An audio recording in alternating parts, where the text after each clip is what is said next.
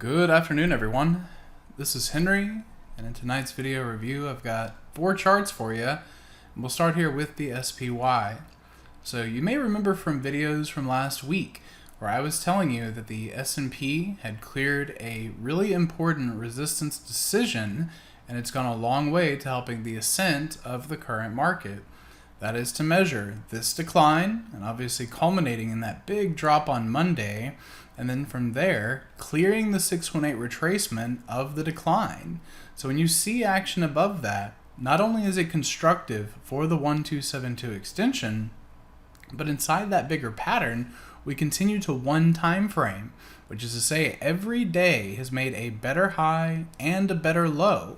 And as that action continues, it's just not anything that is showing us a reversal just yet, right?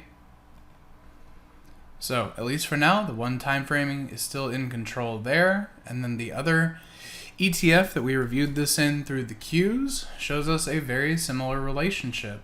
So through here, the Qs have also been one time framing. We are just shy of the 786, which implies having cleared the 618 retracement. And I think in time, we're going to be having this conversation up here at 553. Obviously, there will be a lot that happens between now and then, but I do think the markets have made a very important low, and we'll be working with that idea until further notice. Now, off of that, the other 2 names that I've got the most direct eye on into Thursday and Friday, the first of which is Apple. Now, Apple was a little dicey into the close today because it did take out yesterday's low. There were moments in here where you saw some selling, but the thing that I am most trying to be involved with is when this squeeze fires. So squeezes tend to lead directional movements. The 39 has got a few more dots it could stand to build out, but look at this high compression squeeze on the 30-minute. The idea of these signals is that they work to capture moments in time when price has been trading sideways and consolidating, because sideways action can only last for so long. And then I work with some degree of an assumption that consolidation will resolve in the direction of the trend that led you there. So here's your directional move. Here's the consolidation.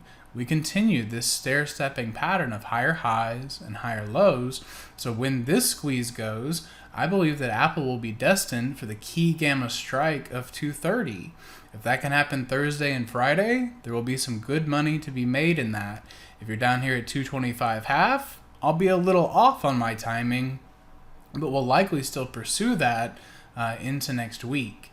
And then from there we have NVDA. So the last of the review for tonight, but another spot where Tuesday and Wednesday to me was mostly consolidation.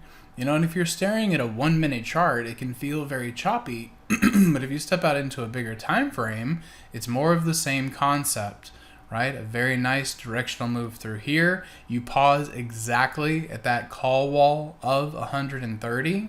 Off of that, you have mostly traded sideways for 2 days. If we can take these squeezes for their directional movement into voodoo lines, that's going to take NVIDIA to 131.50. And just like Apple, if that can unfold Thursday and Friday, there will be some good money to be made inside that as we continue to climb the wall of worry. So I hope you find the levels and review helpful. Have a great rest of your evening, and I hope to see you in the chat room tomorrow. Hey traders, this is Henry with simplertrading.com. I wanted to thank you for watching today's video. I hope you found it helpful, and if so, be sure to click the like and subscribe buttons down below. If you would like to also see me putting these ideas into action and trading my own account live in front of you, be sure to sign up at simplertrading.com, and I hope to see you in the chat room sometime soon.